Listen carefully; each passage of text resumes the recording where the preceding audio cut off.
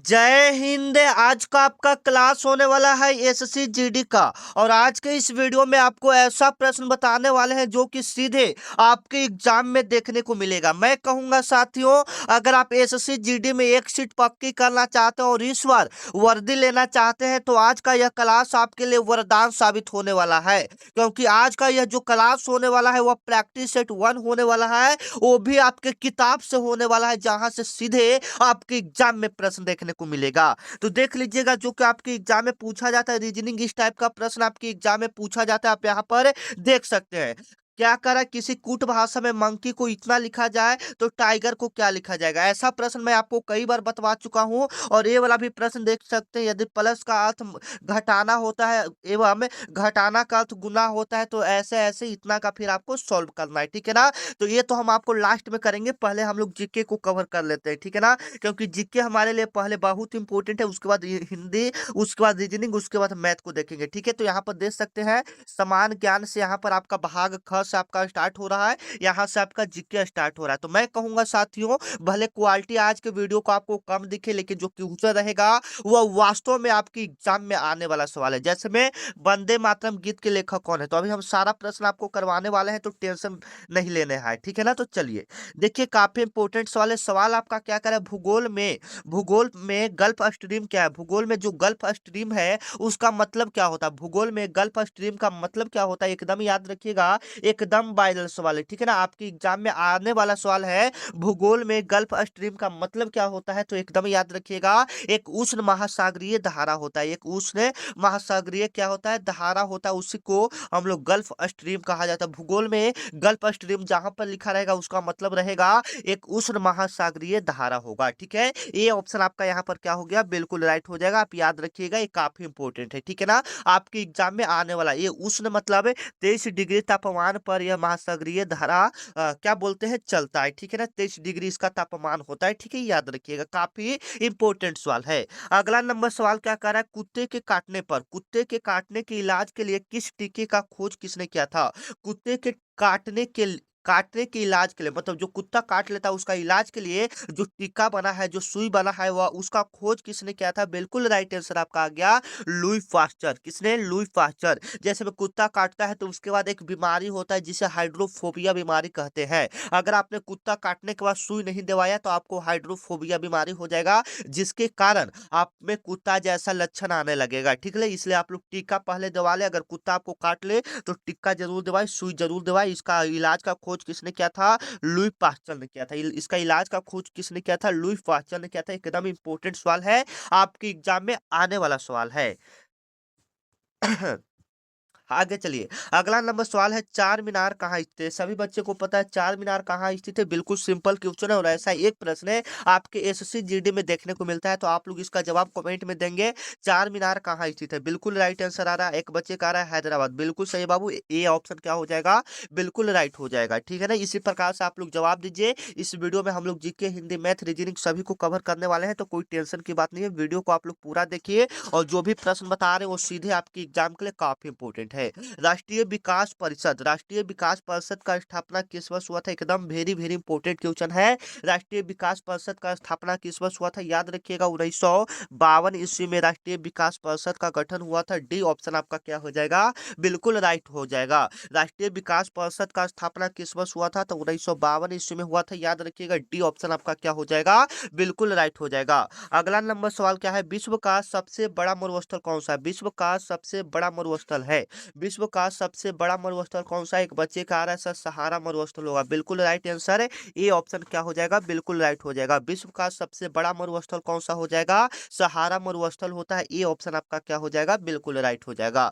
अगले number question की ओर चलते हैं, जो कि आपके लिए काफी इंपोर्टेंट है। अवधि भाषा में लिखित रामचरितमानस के रचयिता तुलसीदास किसके समकालीन थे। मतलब यहाँ पर सवाल आपका क्या कर रहा है कि अवधि भाषा में जो लिखित रामचरितमानस, यहाँ से तो पहले एक क्वेश्चन आपका क्लियर हो गया कि अवधि भाषा में मतलब रामचरितमानस किस भाषा में लिखा गया था, तो अवधि भाषा में लिखा गया था। अगर आपके एग्जाम में पूछा जाए रामचरितमानस किस भाषा में लिखा गया था, तो अवधि भाषा में लिखा गया था। जिसके रचयिता तुलसीदास है। जिसके रचयिता कौन है? तुलसीदास है। जिसके रचयिता कौन है? तुलसीदास है। वह किसके समकालीन थे? एकदम इंपॉर्टेंट सवाल है, आपकी एग्जाम में आने वाला सवाल है। तो वह अकबर के समकालीन थे, याद रखिएगा। बी ऑप्शन आपका क्या हो जाएगा? बिल्कुल राइट हो जाएगा। वह किसके समकालीन थे? तो अकबर के समकालीन थे। ठीक है, आगे चलिए। अगला नंबर सवाल आपका क्या कर रहा है? अगला नंबर सवाल है, शेर शाह सूरी ने किला ए कुहना, शेर शाह सूरी ने किला ए कुहना मस्जिद का निर्माण कहाँ करवाया था? एकदम वेरी वेरी इंपॉर्टेंट क्वेश्चन है। शेर शाह सूरी ने किला ए कुहना का निर्माण कहाँ करवाया था? वेरी वेरी इंपॉर्टेंट क्वेश्चन है, याद रखिएगा। निर्माण कहाँ करवाया था? दिल्ली में करवाया था। ठीक है, सी ऑप्शन इसका क्या हो जाएगा? बिल्कुल राइट हो जाएगा।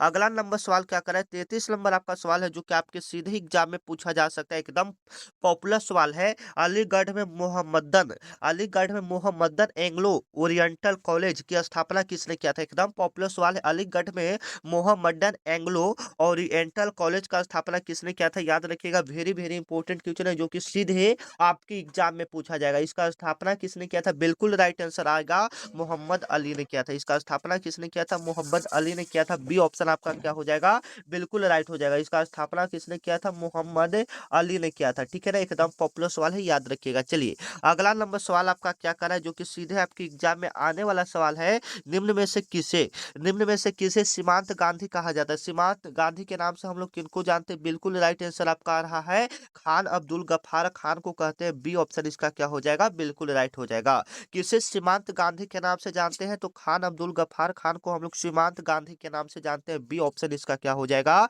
बिल्कुल राइट हो जाएगा। मैं कहूंगा साथियों, आज आपका प्रैक्टिस सेट 1 होने वाला है, तो मैं आपके 23 फरवरी के एग्जाम तक 10 प्रैक्टिस सेट करवा दूंगा सुबह शाम। यहाँ पर डेली अब सुबह शाम आपका क्लास आएगा, तो चैनल को आप लोग क्या करके रखिए? सब्सक्राइब करके रखिए, क्योंकि यहाँ पर डेली आपको 23 फरवरी से इंपॉर्टेंट क्लास दिया जाएगा। ठीक है, तो चैनल को सब्सक्राइब करके रखिए, और जो भी क्लास आपको करवा रहे हैं वो डेली कीजिए। ठीक है ना, क्योंकि सब्सक्राइब करके रखेंगे तो क्लास जो भी होगा 23 फरवरी वाला इंपॉर्टेंट आपके पास जाएगा। तो चैनल को क्या कर लीजिए? एक बार सब्सक्राइब कर लीजिए, और जो भी क्लास आपको करवा रहे हैं उसे आप लोग अच्छे से कीजिए। अगला नंबर सवाल आपका कहाँ चल गया? यहाँ पर आइए। 34 आपका हो गया ना, 35 यहाँ पर आइए। 35 नंबर और भी इंपॉर्टेंट है आपके एग्जाम के लिए। सवाल आपका देख सकते हैं कितना इंपॉर्टेंट है। सवाल आपका है, वंदे मातरम गीत के लेखक कौन थे? वंदे मातरम गीत के लेखक कौन है? बिल्कुल इंपॉर्टेंट सवाल है, याद रखिएगा, जो कि आपके एग्जाम में आने वाला सवाल है। ठीक है ना, वंदे मातरम गीत के लेखक कौन हो जाएंगे? बिल्कुल ए राइट आंसर, बंकिम चंद्र चटर्जी। अगर जनगण मन के रचयिता पूछेंगे तो कौन हो जाएंगे? रविन्द्रनाथ टैगोर। जनगण मन के रचयिता कौन हो जाएंगे? रविन्द्रनाथ टैगोर हो जाएंगे। जनगण मन के रचयिता कौन हो जाएंगे? रविन्द्रनाथ टैगोर। लेकिन वंदे मातरम का पूछेगा तो बंकिम चंद्र चटर्जी। वंदे मातरम हमारा क्या है? भारत का राष्ट्रीय गीत है, और भारत का राष्ट्रीय गान कौन सा है? रविन्द्रनाथ टैगोर है। ठीक है, आगे चलिए। किसी कंप्यूटर में जोड़ने, तुलना करने और मिलाने के कार्य को क्या कहा जाता है? मतलब किसी कंप्यूटर में जोड़ना, तुलना करना और मिलाने के कार्य को क्या कहते हैं? क्या कहते हैं? बिल्कुल राइट आंसर आपका आ रहा है, सीपीयू चिप कहते हैं। क्या कहते हैं? सीपीयू चिप कहते हैं। बी ऑप्शन आपका क्या हो जाएगा? बिल्कुल राइट हो जाएगा। और इसका पीडीएफ चाहिए तो आप लोग कमेंट एक बार कर दीजिएगा, पीडीएफ सर, पीडीएफ चाहिए मुझे सर, ऐसा कमेंट कर देंगे तो आपके पास लिंक चला जाएगा। ठीक है ना, एक बार आप लोग कमेंट कर दीजिए पीडीएफ चाहिए सर, तो आपके पास लिंक चला जाएगा। अगला नंबर सवाल क्या है? भोपाल गैस त्रासदी के लिए उत्तरदायी प्रमुख प्रदूषक कौन सा था? एकदम वेरी वेरी इंपॉर्टेंट क्वेश्चन है कि भोपाल गैस त्रासदी के लिए उत्तरदायी प्रमुख प्रदूषक गैस कौन सा था? जो भोपाल गैस त्रासदी 1984 ईस्वी में हुआ था, उसके लिए क्या बोलते हैं, उसके लिए जिम्मेवार गैस कौन सा था? तो मिथाइल आइसोसाइनेट था। क्या था? मिथाइल आइसोसाइनेट था। ए ऑप्शन आपका क्या हो जाएगा? बिल्कुल राइट हो जाएगा, मिथाइल आइसोसाइनेट था। ए ऑप्शन आपका क्या हो जाएगा? बिल्कुल राइट हो जाएगा। अगला नंबर सवाल क्या कर रहा है, जो कि आपके लिए काफी इंपॉर्टेंट है? 38 नंबर आपका सवाल है, अपने प्राकृतिक परिवेश में वन जीवन के लिए कानूनी तौर पर आरक्षित जैव क्षेत्र क्या कहलाता है? जैसे में अपने प्राकृतिक परिवेश के लिए, अपने प्राकृतिक परिवेश के लिए वन जीवों के लिए कानूनी तौर पर आरक्षित क्षेत्र, तो उसको हम लोग राष्ट्रीय उद्यान यानी नेशनल पार्क कहते हैं। राष्ट्रीय उद्यान को इंग्लिश में क्या कहते हैं? नेशनल पार्क कहते हैं। ठीक है ना, बी ऑप्शन, डी ऑप्शन इसका क्या हो जाएगा? बिल्कुल राइट हो जाएगा। अगला नंबर सवाल आपका कह रहा क्या कह रहा है? विश्व की पहली महिला प्रधानमंत्री किस देश की थी? काफी इंपोर्टेंट है।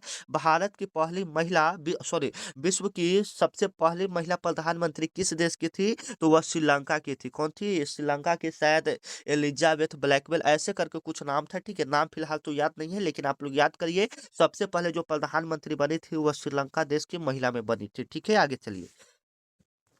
अगला नंबर सवाल है पास्कल निम्नलिखित में से किसका इकाई है। एकदम पॉपुलर सवाल है, पास्कल निम्नलिखित में से किसका इकाई है। तो याद रखिएगा पास्कल आपका दाब का एसआई मात्रक है।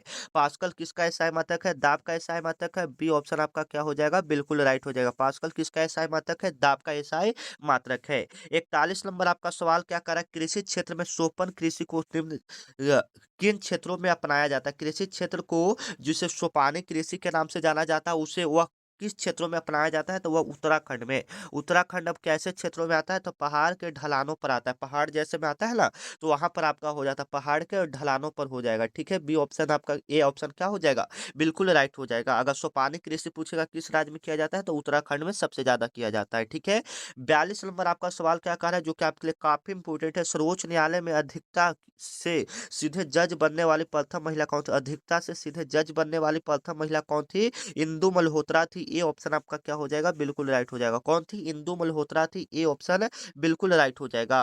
अगला नंबर सवाल क्या कर रहे हैं, 43 नंबर आपका सवाल है, रोहिणी गलघोंटू और इन्फ्लुएंजा के होने के क्या कारण है। जैसे में ये सब दोनों बीमारी का नाम है, गलघोंटू और इन्फ्लुएंजा का होने का क्या कारण है। तो क्या इसका कारण है, तो याद रखिएगा यह सब जीवाणु के कारण फैलता है। किसके कारण फैलता है, जीवाणु के कारण फैलता है। सी ऑप्शन इसका क्या हो जाएगा, बिल्कुल राइट हो जाएगा। चलिए 44 नंबर क्वेश्चन को हम लोग देख लेते हैं, जो कि आपके लिए काफी इंपोर्टेंट है, जो कि आपके एग्जाम में आने वाला सवाल है। सवाल आपका यही कह रहा है, सवाल आपका क्या कह रहा है, जो कि आपके लिए काफी इंपोर्टेंट है। राष्ट्रीय आय क्या होता है, राष्ट्रीय आय क्या होता है, राष्ट्रीय आय क्या होता है। तो बाजार कीमत पर निवल राष्ट्रीय उत्पाद, निवल राष्ट्रीय उत्पाद, बाजार जो कीमत पर उसको राष्ट्रीय उत्पाद, उसी को हम लोग कहते हैं। ए ऑप्शन इसका क्या हो जाएगा, बिल्कुल राइट हो जाएगा। ठीक है, आगे चलिए। अगला नंबर सवाल क्या है, इस समय भारत में निम्नलिखित में से कौन सी विनिमय दर अपनाई जाती है। निम्नलिखित में से कौन सा विनिमय दर अपनाई जाती है। तो याद रखिएगा विनिमय दर किससे अपनाई जाता है, तो स्थिर फ्लोटिंग विनिमय दर को अपनाया जाता है। बी ऑप्शन इसका क्या हो जाएगा, बिल्कुल राइट हो जाएगा। ठीक है, आगे चलिए। 46 नंबर आपका सवाल है कि वह धातु कौन सी है जो विटामिन बी 12 का एक घटक है। विटामिन बी 12 का कौन सा ऐसा घटक है, बता सकते हैं कोई बच्चे, तो कोबाल्ट। विटामिन बी 12 का एक घटक कौन सा हो जाएगा, कोबाल्ट हो जाएगा। याद रखिएगा काफी इंपोर्टेंट है। लैक्टोज किसमें पाया जाता है, लैक्टोज किसमें पाया जाता है, एकदम इंपॉर्टेंट सवाल है, आपकी एग्जाम में आने वाला सवाल है। तो लैक्टोज आपका दूध में पाया जाता है। याद रखिएगा सी ऑप्शन आपका क्या हो जाएगा, बिल्कुल राइट हो जाएगा। 48 नंबर आपका सवाल क्या है, भारत में राज्य विधान परिषद के सदस्यों का कितना हिस्सा स्थानीय निकायों द्वारा चुना जाता है। ठीक है, भारत में राज्य विधान परिषद के सदस्यों का कितना हिस्सा स्थानीय निकायों द्वारा चुना जाता है। तो याद रखिएगा एक तिहाई द्वारा चुना जाता है। ये ऑप्शन आपका क्या हो जाएगा, बिल्कुल राइट हो जाएगा। कितने तिहाइयों द्वारा चुना जाता है, एक तिहाइयों द्वारा चुना जाता है, बिल्कुल राइट आंसर हो जाएगा। भारत में राज्य विधान परिषद के सदस्यों का कितना हिस्सा स्थानीय निकायों द्वारा चुना जाता है, तो एक तिहाई चुना जाता है। ठीक है, आगे चलिए। 49 नंबर आपका सवाल क्या कर रहा है, 49 नंबर सवाल है, राज्य सरकार के संबंध में स्थानीय सरकार किसका प्रयोग करता है। राज्य सरकार के संबंध में स्थानीय सरकार किसका प्रयोग करता है, तो याद रखिएगा किसका प्रयोग करता है, वेरी वेरी इंपॉर्टेंट है। तो प्रत्यायोजित प्राधिकार को अ, प्रयोग करता है। ठीक है ना, सी ऑप्शन आपका क्या हो जाएगा, बिल्कुल राइट हो जाएगा। अगला नंबर 50 नंबर आपका सवाल है, भारत में वीरता के लिए दिया जाने वाला सर्वोच्च पुरस्कार कौन सा है। भारत में वीरता के लिए दिए जाने वाला सर्वोच्च पुरस्कार कौन सा है। भारत रत्न भारत का सबसे महान पुरस्कार है जो वीरता के लिए दिया जाता है। ये ऑप्शन इसका क्या हो जाएगा, बिल्कुल राइट हो जाएगा। शायद यहाँ पर हम लोग जीके के प्रश्नों को खत्म कर लिए हैं। अब हम लोग मैथ का भी देख लेते हैं। अच्छा, पहले हिंदी का भी देख लेते हैं। पहले ये सब क्लियर कर लेंगे ना, तो मैथ थोड़ा सा देखने में हमको अच्छा लगेगा। ठीक है, तो देख लीजिए। यहाँ से आपका हिंदी स्टार्ट हो रहा है, जो कि आपकी एग्जाम के लिए काफी इंपॉर्टेंट है। हिंदी आपका स्टार्ट हो रहा है। प्रश्न आपका क्या कर रहा है, प्रश्न आपके लिए काफी इंपॉर्टेंट है। जो स्त्री सूझ भी नहीं देख पाते उससे हम लोग क्या कहते हैं, जो स्त्री सूझ भी नहीं देख पाती है उससे हम लोग क्या कहते हैं, तो याद रखिएगा असूर्यपस्या कहते हैं। उसे हम लोग क्या कहते हैं, असूर्यपस्या कहते हैं। सी ऑप्शन आपका क्या हो जाएगा, बिल्कुल राइट हो जाएगा। अगला नंबर सवाल क्या कर रहा है, यात्रियों का समूह क्या कहलाता है। यात्रियों का समूह हम लोग को क्या कहते हैं, कारवा कहते हैं। यात्रियों का समूह हम लोग का क्या कहलाता है, कारवा कहलाता है। बी ऑप्शन आपका क्या हो जाएगा, बिल्कुल राइट हो जाएगा। जो कहा ना जा सके, जो कहा ना जा सके उसे हम लोग क्या कहते हैं, याद रखिएगा अकथनीय कहते हैं। जो कहा ना जा सके उसे हम लोग क्या कहते हैं, अकथनीय कहते हैं। ठीक है ना, और इसका पीडीएफ चाहे तो आप लोग एक बार कमेंट जरूर कर दीजिएगा, और डिस्क्रिप्शन में टेलीग्राम का लिंक है, वहां पर जाकर जुड़ जाइए। क्योंकि आप कमेंट नहीं करेंगे तो डिस्क्रिप्शन में लिंक है, वहां से जाकर भी जुड़ सकते हैं। ठीक है ना। और आप लोग से बार बार रिक्वेस्ट कर रहे हैं, चैनल को सब्सक्राइब कर लीजिए, क्योंकि यहाँ पर 23 फरवरी तक आपको डेली इंपॉर्टेंट क्लास करवाया जाएगा। ठीक है, तो चैनल को सब्सक्राइब करिए। अगला नंबर सवाल क्या 79 नंबर है, सवाल है कि अघत का अर्थ क्या होता है? अघत का अर्थ क्या होता है? याद रखिएगा, अनुघत होता है। अघत का अर्थ क्या होता है? अनुघत होता है। डी ऑप्शन आपका क्या हो जाएगा? बिल्कुल राइट हो जाएगा। ठीक है, आगे चलिए। 80 नंबर आपका सवाल क्या कर रहा है? अतुल का अर्थ क्या होता है? अतुल का अर्थ क्या होता है? याद रखिएगा, जो अतुल का अर्थ आपका हो जाएगा वह तुल हो जाएगा। क्या हो जाएगा? तुल हो जाएगा। डी ऑप्शन आपका क्या हो जाएगा? बिल्कुल राइट हो जाएगा। 81 नंबर आपका सवाल है, अनुकूल का अर्थ क्या होता है? अनुकूल का अर्थ क्या होता है? प्रतिकूल होता है। ये ऑप्शन आपका क्या हो जाएगा? बिल्कुल राइट हो जाएगा। अनुकूल का उल्टा क्या होता है? प्रतिकूल होता है। ठीक है, आगे चलिए। आगे क्या करा है? उस यहाँ पर आपका गद्यांश है और वहाँ पर पढ़कर आपको बताना है, सॉरी, यहाँ पर त्रुटि दिया है, त्रुटि यहाँ पर आपको बताना है, इसमें से कौन सा बताना है, इसमें बताना है आपको कौन सा त्रुटि है। उसके पास जो पुस्तक है यह हमारी है, इसमें कौन सा त्रुटि है? उसके पास जो पुस्तक है यह हमारा है, ऐसे होना चाहिए था ना। तो यह हमारी है, तो ये वाला आपका क्या हो जाएगा? गलती हो जाएगा। ठीक है, सी ऑप्शन यहाँ पर गलत। चलिए, 83 नंबर आपके सवाल है, तुम 4 बजे तक मेरी प्रतीक्षा देखना। तुम 4 बजे तक मेरी प्रतीक्षा देखना, यहाँ पर कौन सा? तो जैसे में तुम 4 बजे तक मेरी प्रतीक्षा देखना ना, ना मेरा प्रतीक्षा करना ऐसा रहना चाहिए था, तो ये वाला वाक्य क्या है? गलत है। तो यहाँ पर सी वाला वाक्य क्या हो जाएगा? गलत हो जाएगा। इसी प्रकार से आप हिंदी में देख सकते हैं, काफी इंपोर्टेंट है, आपको पहचानना है। ठीक है, यहाँ से आप देख सकते हैं। ठीक है, तो ये तो आपका आंसर आ गया। इसके बाद हम देखते हैं कुछ मैथ के प्रश्नों को, अगर सॉल्व हुए तो कर लेते हैं। ठीक है, देखिए, जैसे में यहाँ पर प्रश्न आपका बिल्कुल इंपोर्टेंट एवं इजी सवाल आपका है। ठीक है ना, देख सकते हैं यहाँ पर प्रश्न आपका क्या कह रहा है, एकदम वेरी वेरी इजी सवाल है। पहले आप प्रश्न एक बार पढ़ लीजिए, प्रश्न आपका क्या कह रहा है। ठीक है, प्रश्न आपका क्या कह रहा है बताइए तो कोई। यदि किसी कूट भाषा में, यदि किसी कूट भाषा में, यदि किसी कूट भाषा में मंकी को एक्स डी जे ऐसा लिखा जाता है, तो टाइगर को क्या लिखा जाएगा? एकदम इंपॉर्टेंट सवाल है। अगर मंकी को इस भाषा में हम लोग क्या लिखते हैं, कोई बच्चे बताइए। मंकी को इस भाषा में हम लोग टाइगर, तो आप लोग देखिए, समझने का कोशिश कीजिएगा, उल्टा क्या है? एम के बाद क्या होता है? एम में से एल घटाए, एल एम, मतलब एक एक लेटर को पीछे करके, एल पर से एम, एन पर से ओ, एम पर से एन, जे पर से के, डी पर से ई, एक्स पर से वाई, ऐसे क्या है? उल्टा उधर से क्या है? इसी प्रकार से हम लोग टाइगर को करेंगे, आर से करेंगे तो पहले एस आएगा ना, आर को करेंगे तो पहले क्या आएगा? पहले क्या आएगा? लास्ट में क्या आएगा? लास्ट में एस आएगा। अगर आर से करते हैं तो आर से पहले क्या आएगा? क्यू आएगा। क्या आएगा? क्यू आएगा। फिर ई के बाद क्या आएगा? डी आएगा। क्यू डी ई वाला हो जाएगा आपका, ए वाला ऑप्शन क्या हो जाएगा? बिल्कुल राइट हो जाएगा। ऐसा प्रश्न थोड़ा सा आपको सॉल्व करना है। ठीक है ना, नहीं तो यहाँ पर जगह रहता तो हम सॉल्व भी कर देते। ठीक है ना, तो देखते हैं अगले वीडियो में आते हैं मैथ के प्रश्न को लेकर, मिलते हैं नेक्स्ट वीडियो में, तब तक के लिए जय हिंद। अगर इसका पूरा क्लास करना चाहते हैं तो एक बार आप लोग कमेंट में जरूर कर दीजिएगा। यहाँ पर देखिए कैसा कैसा प्रश्न आपका पूछा जाता है। ठीक है ना, यहाँ पर आप देख सकते हैं। ठीक है, मिलते हैं नेक्स्ट वीडियो में, तब तक के लिए जय हिंद जय।